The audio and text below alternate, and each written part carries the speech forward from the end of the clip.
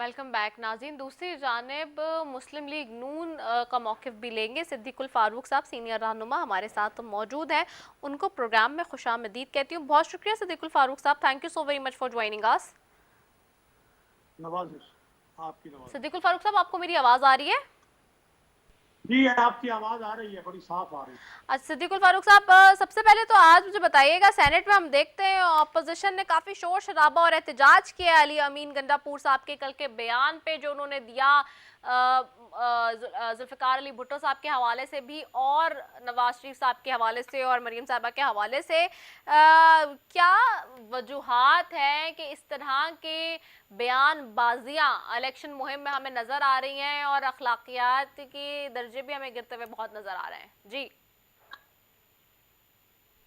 देखिए, पीटीआई में जो लोग भी शामिल हुए, उनके सामने इमरान खान का अखलाक है और इमरान खान का अखलाक सबको पता है कि वो कैसा है। अली अमीन गंडापुर को क्या परवाह है और उसे क्या मालूम है कि जुल्फ़िकार अली भुट्टो, देखिए उनके कुछ कसूर भी थे लेकिन उनकी बड़ी कंट्रीब्यूशन थी। एटमी प्रोग्राम, आईन पाकिस्तान, कादियानियों को अक़लियत करार देना, ये बहुत बड़ी कंट्रीब्यूशन थी। अली अमीन और 93,000 फौजियों को, कैदियों को भारत की कैद से वापस लाना, तो अली अमीन गंडापुर को क्या पता है? वो पता नहीं होश में भी होते हैं या नहीं होते। तो ये गलत बातें और ये बद अखलाकियां जो हैं, ये नहीं होनी चाहिए सियासत में। और फिर जब ये लोग पार्लियामेंट के मेंबर जैसे भी तैसे बन गए हैं, तो कुछ तो खुदा का खौफ करें। आप लोग किस बुनियाद पे ये एलिगेशन लगा रहे हैं? मरीम नवाज साहिबा चूंकि निकली हुई हैं इलेक्शन मुहिम पे, हर हर आए दिन हर रोज वो एक ही बात कर रही हैं कि जी सूबा बनाने जा रहे हैं, आप आज़ाद कश्मीर को सूबा बनाना चाहते हैं। आज़ाद कश्मीर को किस बात पे ये एलिगेशन लगाया जा रहा है? इसके पीछे यकीनी तौर पे अगर वो ये बात इतने वसूख से कह रही हैं, रोजाना जलसे में ये बात उनकी कही जाती है, मैं वो शॉर्ट्स भी सुनवा चुकी हूँ आगाज में प्रोग्राम के, तो इसका मतलब है कि कोई मैं जवाब इंफॉर्मेशन देता हूँ उनके पास होगी ना? क्या उनके पास कोई ऐसी इंफॉर्मेशन है? मैं जवाब देता हूँ। जब मोदी ने आर्टिकल 370 को खत्म किया और मकबूजा कश्मीर को भारत में जम कर लिया, तो हमारे वजीर खारजा शाह महमूद कुरैशी ने कहा कि आर्टिकल 370 इंडिया का अंदरूनी मामला है, जिसका मतलब यह है कि उन्होंने जम कर लिया है मकबूजा कश्मीर, तो ये किस्सा खत्म हो गया। इससे फिर साथ ही गिलगित बल्तिस्तान में इन्होंने कहा कि हम सूबा बना रहे हैं। तो गिलगित बल्तिस्तान भी आपको मालूम है कि बहुत से मसाइल और मामलात हैं जिनकी वजह से हम उन्हें उसे बाकायदा सूबा नहीं बना रहे, कि अगर कल रेफरेंडम होता है, खुदा करे हो, तो गिलगित बल्तिस्तान के लोग भी रेफरेंडम में पाकिस्तान के हक में वोट डालें। इस वजह से हम ये कह रहे हैं कि जब ये कहें कि आर्टिकल 370 इंडिया का अंदरूनी मामला है, तो ये आज़ाद कश्मीर को भी सूबा बनाने जा रहे हैं।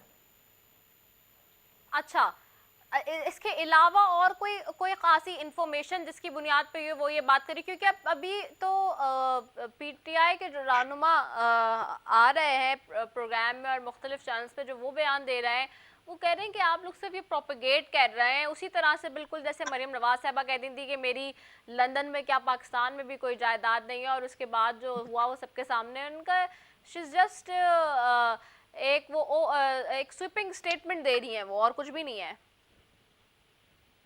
पहली बात तो यह है कि मरीम नवाज साहबा को और नवाज शरीफ साहब को सजा देने वाला जो अरशद मलिक जज थे, वो तो फौत हो गए। वो उन्होंने इतराफ कर लिया कि मुझे दबाव मुझ पे डाल के तो ये कहा गया कि सजा दें। उन्होंने उस वक्त के चीफ जस्टिस का नाम भी ले लिया।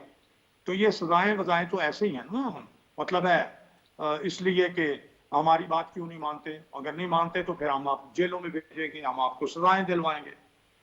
लेकिन मरियम नवाज एक और बात भी कहती है ना, वो कहती है इमरान खान आजाद कश्मीर में आते हो तो जरा अपना अमालनामा भी साथ लेके आओ। जिन्होंने आज देखें, इन्हें केपीके में 8 साल हो गए हैं, इन्होंने कहा था 350 डैम बनाएंगे, एहतसाब कर लेंगे 90 दिन में मुकम्मल, 20 यूनिवर्सिटियां बनाएंगे, हर जिले में कॉलेज में अपना अस्पताल बनाएंगे, दिल का इलाज, गुर्दों का इलाज, 150 या इससे भी ज्यादा कॉलेज बनाएंगे। बताइए इनमें से कौन सा काम हुआ है? कोई भी नहीं हुआ 8 साल में, बल्कि इसके मुकाबले में वहां स्कैंडल हुए, यानी मालम जब्बा स्कैंडल, मेट्रो स्कैंडल, और जो है वो ये जो मैंने कहा अपना हेलीकॉप्टर का स्कैंडल, ये बहुत से स्कैंडल्स हुए हैं। आ जाइए पाकिस्तान पर। पाकिस्तान में अगर आप आ जाएंगे तो यहाँ आप देख लीजिए, आज हमें गर्मी में गैस की लोड शेडिंग यहाँ पाकिस्तान में हो रही है। वो बिजली जो सरप्लस थी, आज 6-6 घंटे की लोड शेडिंग हो रही है पाकिस्तान में। नवाज शरीफ तो जीरो लोड शेडिंग करके चले गए थे ना। आज पाकिस्तान में महंगाई का आलम देख लें। इन्होंने झूठ बोला कि जी 1 करोड़ 2 लाख टन गंदम पैदा हुई है। पाकिस्तान की जरूरत 55 लाख टन गंदम है। इसका मतलब यह है कि 47 लाख टन गंदम फालतू हमारे पास होनी चाहिए।